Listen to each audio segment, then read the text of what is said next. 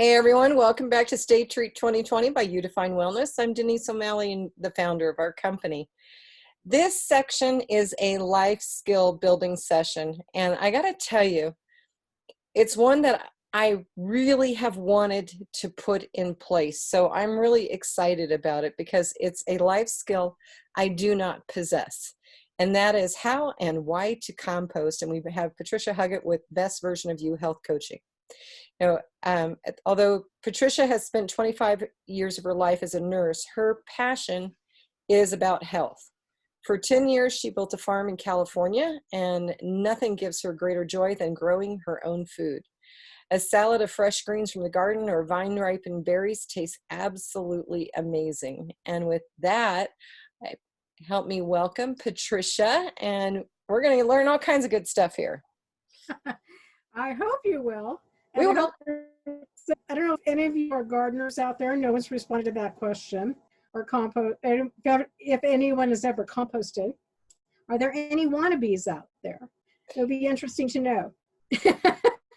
Denise is a wannabe. All righty. Well, thank you, Denise, for setting this up. And thank you for everyone who's here who's willing to listen to me. Composting is something I've always wanted to do. I've thought about it. I started gardening before I started composting.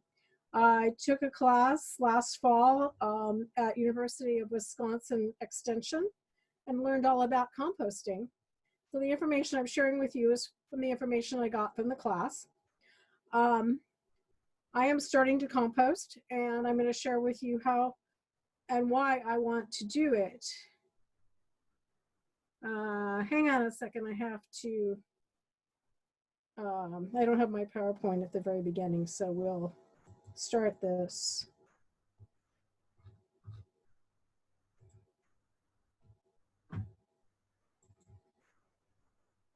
Alrighty, can you hear me? Yep, don't forget to share a screen so we can see your PowerPoint. It's down at the bottom of the green button. I thought I did. Okay, hang on a second. Technical difficulties here. There we go. Now, are we good? We're good. We can see it. If you'll just want to click that button that says From Beginning up in the upper left. Yeah, alrighty. Okay, so I view composting as something that improves my health, but there's more ways of looking at it than just from the composting front. And I hope I'll be able to explain that and certainly answer any questions you have along the way. We're still seeing your slide deck. So really, yeah, let's see what happens when you push that From Beginning again. Looks like it's thinking. There we go. Perfect. Okay. So we all have heard about the reuse movement, keep stuff out of the landfill. Well, when you compost, you're reusing and you're creating. You're taking those kitchen scraps, and I hate wasting my kitchen scraps, and my yard trimmings. I know I can compost this stuff, or I can use it for mulch, and I know it improves the health of the soil and provides nutrients for plants. The plants I want to grow in my garden, then it be my salad or my berries or whatever else I have in my garden. Composting is taking organic material, air, aerobic microbes. Those are just microbes that need air to live and to function, and water, and that creates compost. I'm not liking this. Anyway, what composting is the biological decomposition in the presence of oxygen. The history of composting is long. There are records back to like 4300 BC in Mesopotamia where people were composting. The Greeks, the Romans, Israelites were all composting, and there's records in the Bible, the Talmud, 10th and 12th century. There's records of Arabs composting, and all the way through history. More recently, Sir Albert Howard, an agronomist from Britain, went to India and studied organic farming for 30 years. And he discovered that if you take organic material, more organic material, like 3 parts of organic and 1 part manure, you will end up with the best compost. And if you do it in a sandwich fashion, he wrote a book called The Agriculture Testament. And more recently, J.I. Rodell, if you're into gardening at all, you've probably heard of him or their company. They're a publishing company, and they also have a magazine called The Organic Gardener. Basically, with composting, you have everything in the soil to be able to do the job, to get the job done.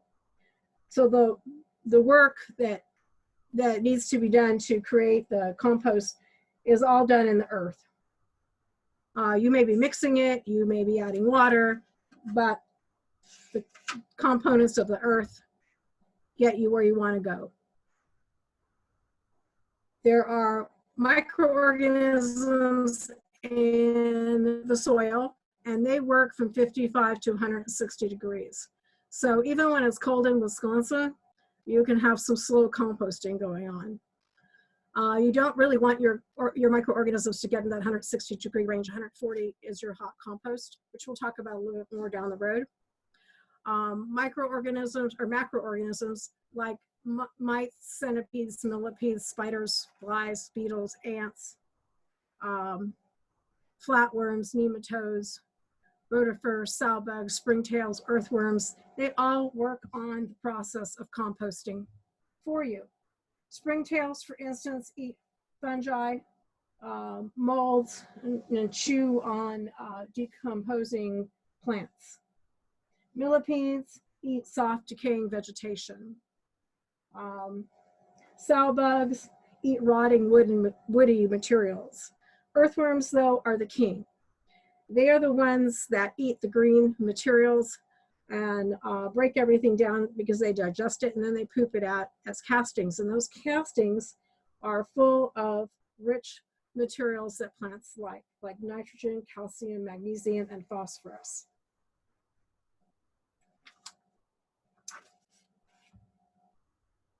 Okay, here's some examples of composting bins. You can create a composting bin, you can buy one, there's plenty of them available in garden supply stores. Or you can just do a 3-foot by 3-foot pile. You don't have to have anything fancy. This is my composting bin or barrel. I got it on Facebook Marketplace. Drilled some holes in it to let air in. It's got a nice screw-on lid, and when I want to mix my compost, I just dump it on the ground and roll it around.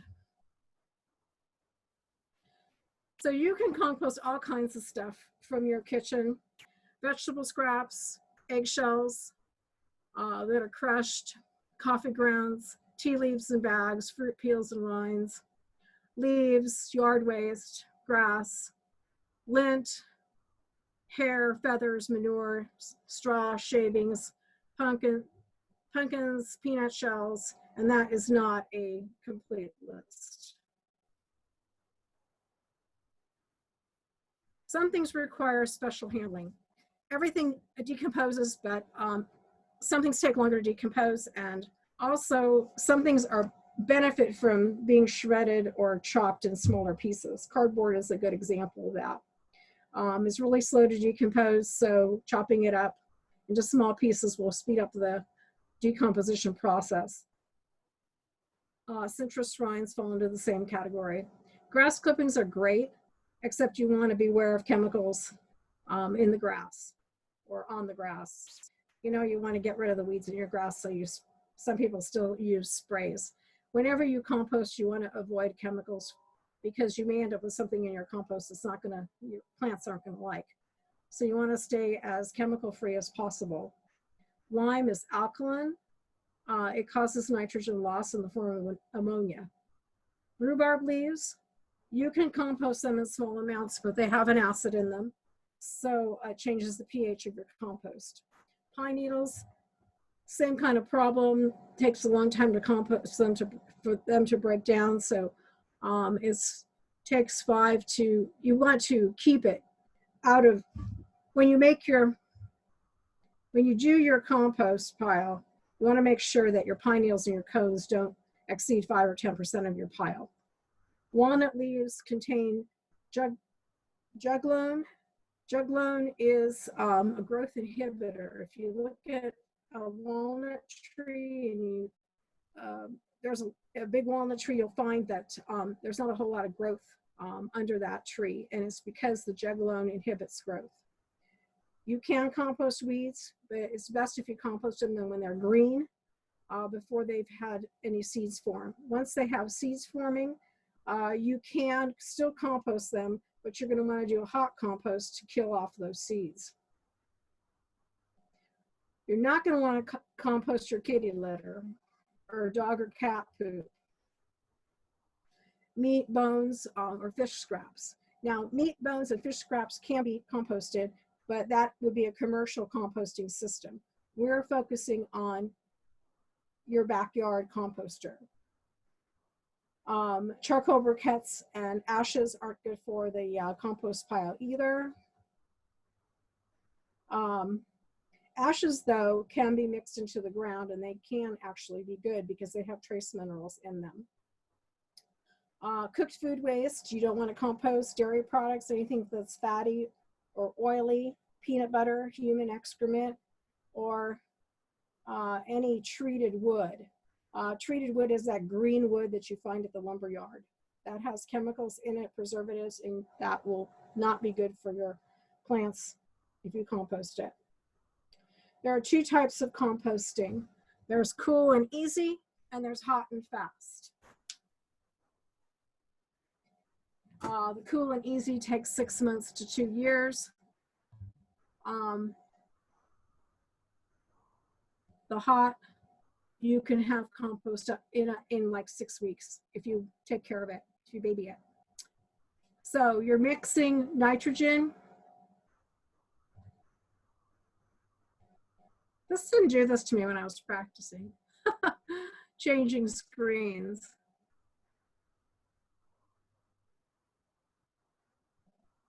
Okay, you're mixing nitrogen and carbon, and you really need more carbon in your compost pile than greens.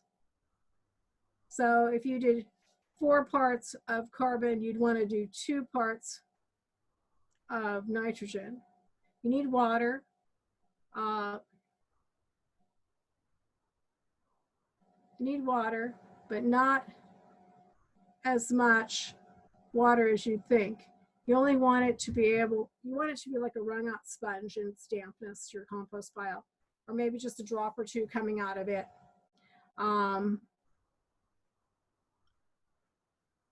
You have it on an auto advance or something? It must be, because I didn't do that initially. So this is giving me fits. Why don't you exit out and we'll just go off of the slide so that you can just go one by one.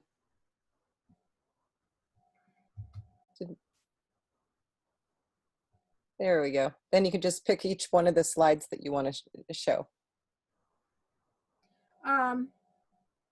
So we're mixing carbon with nitrogen, and the carbons, you want more carbon than nitrogen in your compost pile, whether it's hot or whether it's cold. And the water, you don't want a whole lot. We were talking about the dampness factor there. On the hot, you can do a compost activator, and there's lots of them on the market. You can decide if you want to use one or not. It can speed up the process, although you can just use dirt or manure. These are some examples of carbon and nitrogen ratios and things you can compost. Corn stalks have 50 to 1. They're 50 to 100 of carbon to 1 of nitrogen. Fruit is 35 to 1. Green hay is 25 to 1. Oak leaves are 50 to 1. Vegetables are 12 to 25 to 1. And wood chips are 500 to 700 to 1. So what you want, ideally, we talk about carbon being your browns and nitrogen being your greens. You want typically, if it's green, it's less than 25:1. If at anything over 25 is going to be a brown. These are some more examples of each. Coffee grounds are actually full of nitrogen, but they're not green in color. So I would have liked to have thought just simply green color, brown color, but it doesn't quite work out that way. Feathers and lint are high in nitrogen. The lint that you pull out of your dryer, believe it or not, is high in nitrogen, and that can be composted. Fruit peels and rinds, manure, vegetable scraps, pumpkins, grass clippings are all in the nitrogen department. And then things that you think of as being brown typically fall into the brown category. Hay, cardboard, as long as it's brown hay rather than green hay. Paper, non-shiny paper. Your newspapers can be composted if they're shredded up. Typically, it seems like these days they're using a vegetable-based ink rather than a non-vegetable-based ink. So you could shred your newspaper and compost that. Peanut shells, straw, brown leaves, brown corn stalks and cobs and wood chips.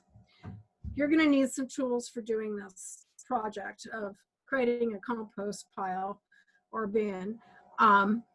You're going to need a pitchfork, a shovel, or a rake, some tool to chop up the big stuff into smaller pieces, and you can shred your leaves with your lawnmower.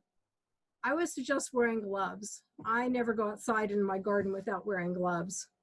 You need water. You need the compost bin or pile. It can be 3 by 3. That's the ideal size, although you can go up to 5 feet tall if you really want a big pile. You need a lid or some plastic to cover your bin with. A couple optional things are a compost thermometer or a tarp. You can do your mixing on a tarp. So when we're talking about the 2 types, you can chop or shred everything so it gets into a smaller size so it breaks down quicker. You're going to layer it. You're going to start with, like, say 3 inches of browns or carbon and 1 inch of greens or nitrogen as an example. You're going to mix it, and then you're going to layer it again, and you can mix and you can layer and you can mix until you get to your to where you want to be and watering it. You just repeat the whole process. With the hot stuff, you're monitoring the temperature. If it gets to 140, where the thermometer comes in handy, you're going to want to mix because you want to bring the cold stuff into the middle where the heat is.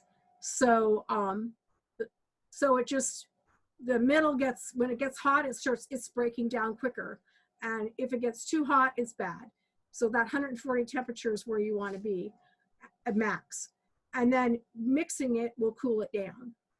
And you just keep working on that process. Once you get to a point where your pile is down to like 1/3 of its original size and it's dark in color, black like dirt, like rich dirt, and smells sweet like dirt, but earthy, then you have a finished product. And then you just let that sit for like 3 weeks to cure before you start using it. Cool composting is a totally different thing, and it's really easy. Yeah, you can do a 3 foot by 3 foot pile, but another way that you can do it is just dig a trench, throw everything in there you want to compost, cover it up with the dirt, and let it sit for 6 months or a year. Don't plant anything in it. Check it after a while and see that you've got dirt there instead of leftover stuff that you put in there. And you can use it like a year later to plant your garden in. And that's a really easy way to compost. So that's what the finished product looks like. It's dark, it's rich, and it smells sweet and earthy. and your plants love it. But you want to have happy neighbors. You don't want to have a stinky compost pile. Your neighbors will not be happy with you. But it's an easy cure. It usually means you have too much water, not enough oxygen, or too many greens in your compost pile. You fix it just by turning it and adding some browns. I also, flies can be an issue with compost piles, but that's also an easy fix. If it's a hot one, then the eggs that the larvae of the flies will die in the hot pile. And you put your greens that you want to put into your pile in 8 to 12 inches deep inside your pile. And if there's still a problem, throw some more browns on top. So flies don't have to be a problem. This is another lazy way of composting. I have some young apple trees in my garden, and I have a few peach trees. We have maybe 8 or 9 in our backyard of young trees. And I've composted, or I've actually mulched all around these. And this is another way of using your yard waste. I've got a pile of leaves and some pine needles here. And what this does is it controls the weeds. No weeds are going to grow in this, or minimal weeds are going to grow in it. So I'm not going to have to go out and weed. I'm kind of a lazy gardener. I don't like weeding. If I can avoid it, I will. Also, this keeps the ground around my tree, or that it's in, constantly moist. It doesn't go through a drying out period and a re-wetting period. So you have a constant moisture. That constant moisture attracts these guys, worms. They eat this brown stuff from the bottom. They aerate my soil, and they leave their castings behind. So I am getting, my trees getting a small amount of fertilizer regularly from the worms that live there. And I check and see if there are worms in there, and there's worms in there.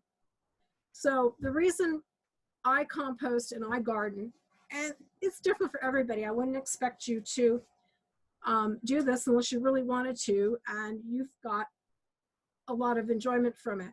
But for me, I love gardening. I love growing my own food in the summer. And it gets me outside, which is where I love to be. It gets me moving. It calms my mind. I love eating the food I've grown, and I have increased nutrition because of the fact that I'm eating it fresh. And if you think about the freshest way that you can eat your food is going out and picking it and eating it. The farmer's market is your next best spot. And also the third choice for food would be the grocery store. Also, when you think about your body and how your body looks at this, well, you're getting the nutrition, as I've said, but it also stimulates that vagus nerve because you're relaxed and you're getting light exercise. Also, the nutrition helps your immune system. Being calm helps your immune system. So it affects your body in various different ways. Questions? We have a question on your tree. And my tree. Oh, the aluminum foil on it? Well, no, actually it was, do you need to keep it a bit away from the tree so it doesn't compost the tree? Yes, there has to be air around it. Yes. It's a great question. Yep. Okay, you want to talk about the tin foil now? Oh, sure. We had a problem last winter with rabbits gnawing on the bark of the tree. So this year we tried the aluminum foil, and the aluminum foil kept the rabbits from gnawing on the bark of the tree.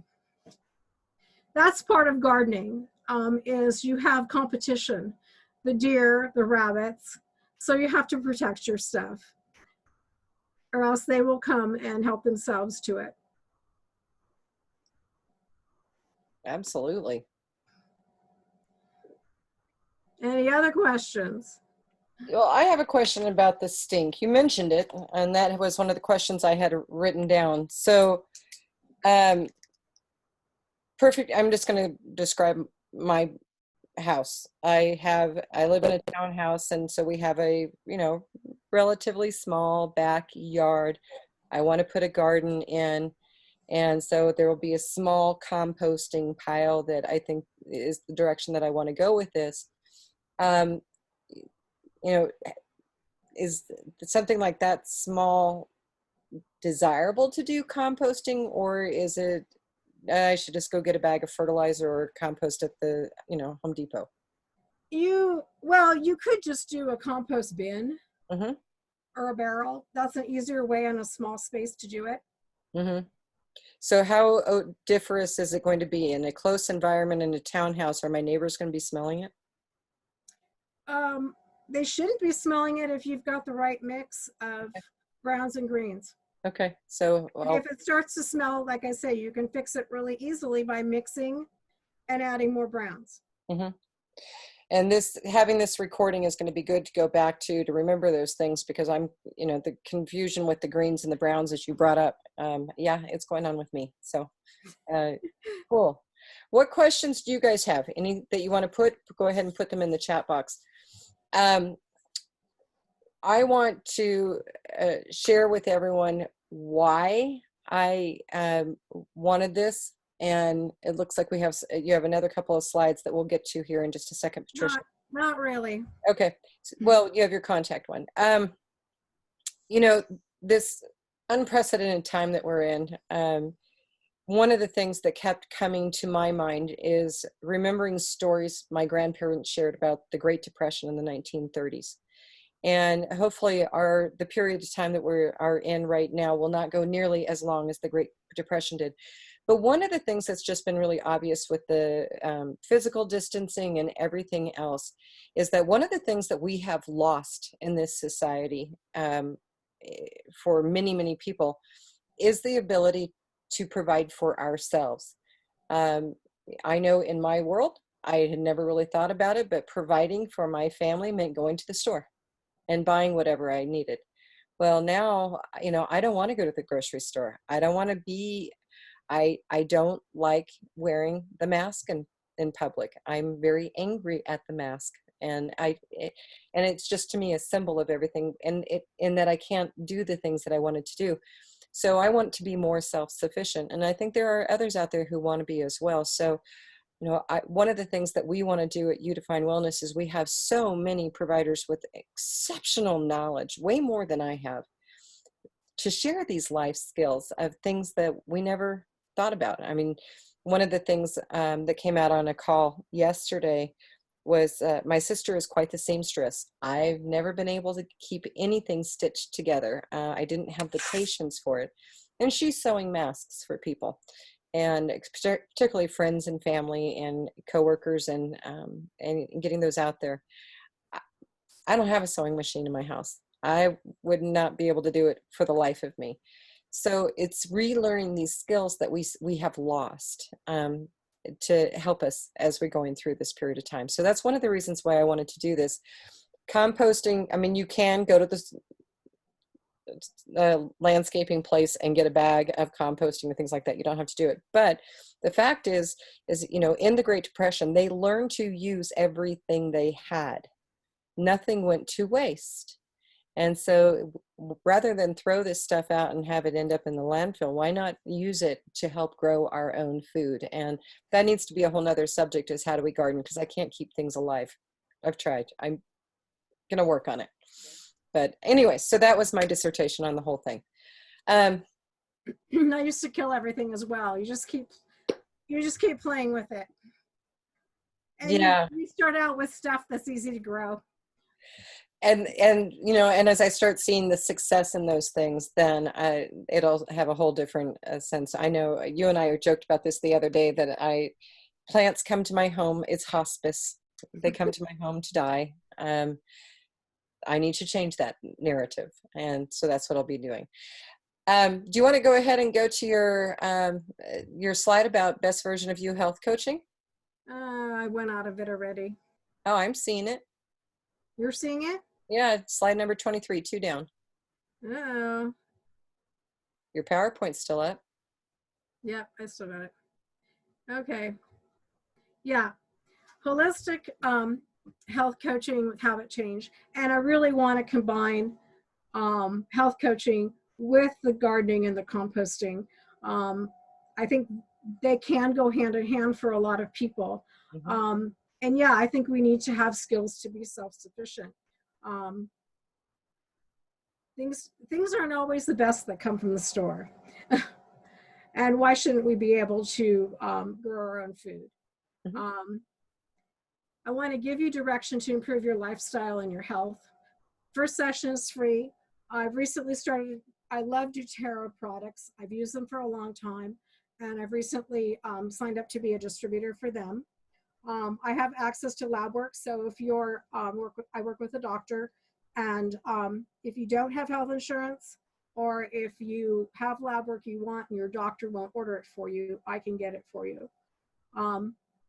Also, I work with another doctor that has DNA-directed diet and exercise. So we can do a DNA test on you, and it will give us the information you need as to what kind of diet you should have, what kind of exercise you should do.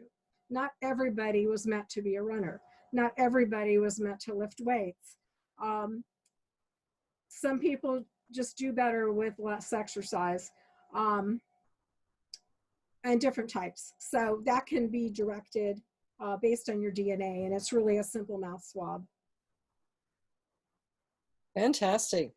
So I'm going to discontinue your screen and go to my screen and share with everyone just a reminder, the name of her business, The Best Version of You Health Coaching. You can find her in the You Define Wellness directory, just as you can all the hundreds of other providers that we have across the country. And I want to let you know about her deal on the Healthy Living Savings Card. So if you have the Healthy Living Savings Card from You Define Wellness, you can get a 10% discount on her holistic health coaching services. And that's a fantastic deal, guys. So with that being said, any last questions that we have going on here? Okay, looks like we've covered everything.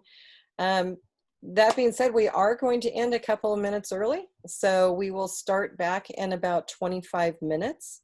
I'm going to go ahead and end the recording now.